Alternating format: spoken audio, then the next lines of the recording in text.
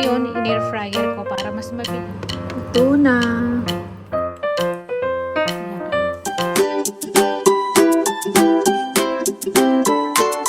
Hello kabayan! Always think positive!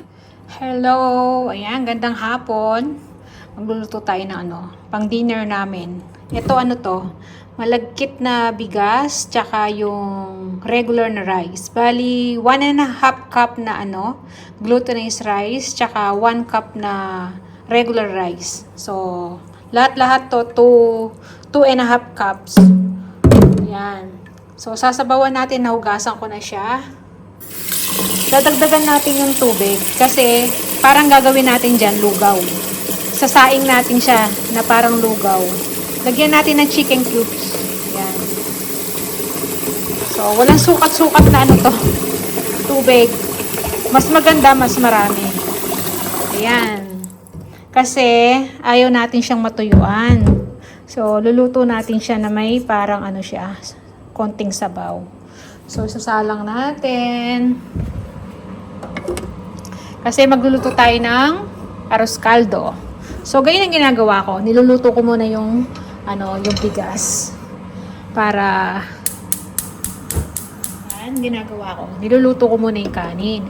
Tapos, ito yung chicken na gagamitin ko. Ito kasi kapag nakasale yung binili natin chicken, alam nating matagal nang nakat to, matagal nang tininda. Kaya minsan sinesale na nila. So, ang gagawin ko, minsan yung pina-fried ko muna. Ngayon, in-air fryer ko para mas mabilis. So, 20 minutes ko siyang in-air fryer. Tapos, igigisa natin yan mamaya sa bawang sibuyas tsaka luya. Diba? Kasi yan ang sangkap nating pang arroz caldo natin. Tsaka, maglalagay akong nilagang itlog siguro. Pwede tayo magpatong ng dito. Nilagang itlog. Ayan, yung natin, sasabay na natin dito. Kuha tayo. So, ayan, naglagay ako ng 4. Hinugasan ko naman yan. So, habang pag kumulo yung ating bigas, yung sabaw, kasabay na siyang maluluto. So, takpan na natin. Mahintay muna natin siyang lutuin. Tapos, magigisa na tayo. So, ayan, kumukulo na siya. So, halo-haloin lang natin. Yan, sabay nang naluluto yung niyan, yung itlog. So, yan, 'di ba? Parang naglulugaw rin naman tayo. Yan. Pero meron na siyang Knorr cubes, chicken Knorr cubes. So, lutuin lang natin tong kanin. Ito, kapag luto na yan, pwede na. Tapos, magigisa na tayo. Mabilis na lang pag ginisa na natin yung chicken natin. Tapos, sasabawan natin. Lalagay na lang natin to, luto na. At least, hindi na tayo matagal maghihintay na maluto yung bigas. So, yan. Konti pa. Hindi pa luto yung kanin.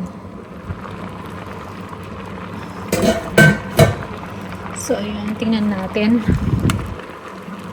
So, yan. Yan, pwede na to. Yung ganyan. Lugaw na siya. 'Di ba? So, okay lang ganyan. Para hindi na siya matuyuan. Pwede na to. So, papatay na natin yung kalan.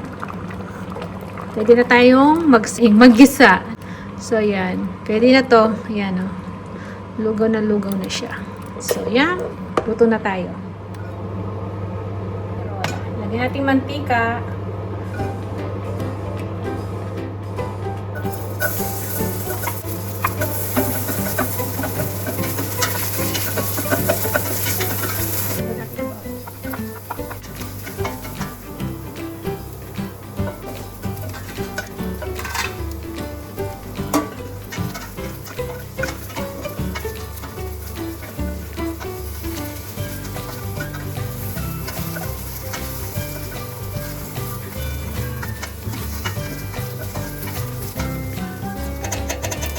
Maglagay ako uli ng chicken cubes para mas malasa.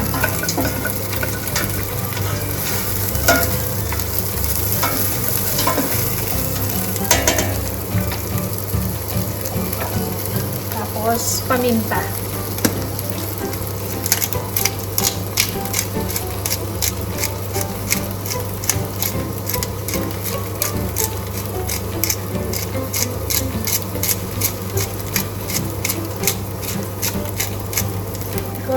powder. So, maglagay tayo ng konting turmeric para magkakulay siya.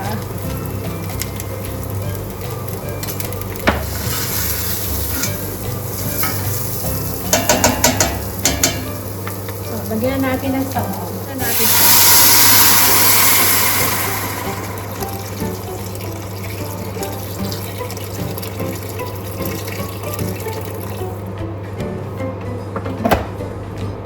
Mamaya na natin dadagdagan yung kanyang sabaw kapag nailagay na natin yung yung ating nilutong kanin.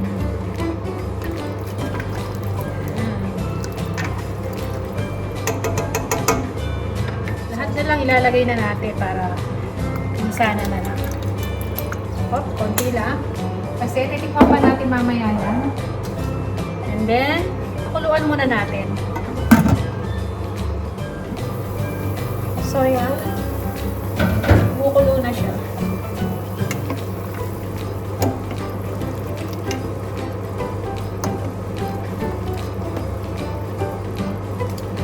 Malambot naman na itong chicken. So, pwede natin ilagay yung ating kanin. Ito. Lalagyan na natin yung ating lugaw. So, yan o. Ito nga, nawala ng sabaw.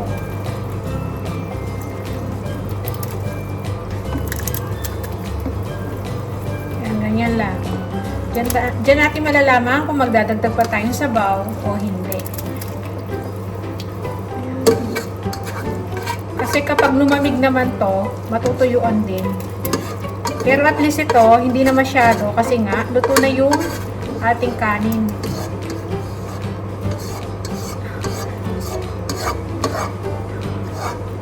Tsaka malasang-malasa na to kasi may mga pork cubes tayo nilagay.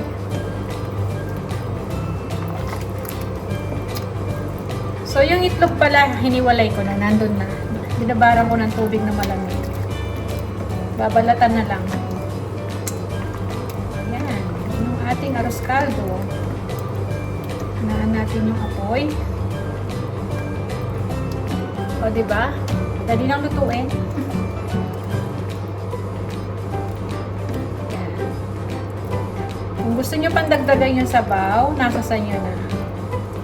Ako, gusto kong dagdagan. Para pag natuyo to, pag lumamig pa. Hindi na natin lahat.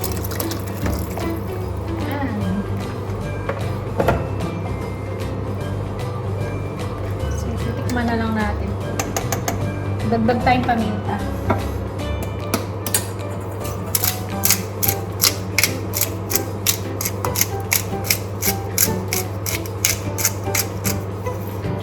Garlic powder. Ayan.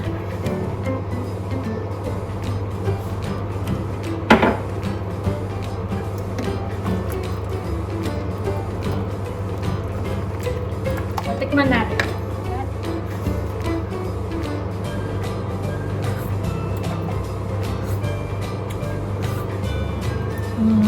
Para sa akin, konting patis. Konting patis na lang.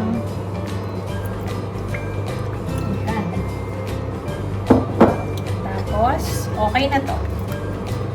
Pakuluan na lang natin. Tapos pwede na siya. So, yan.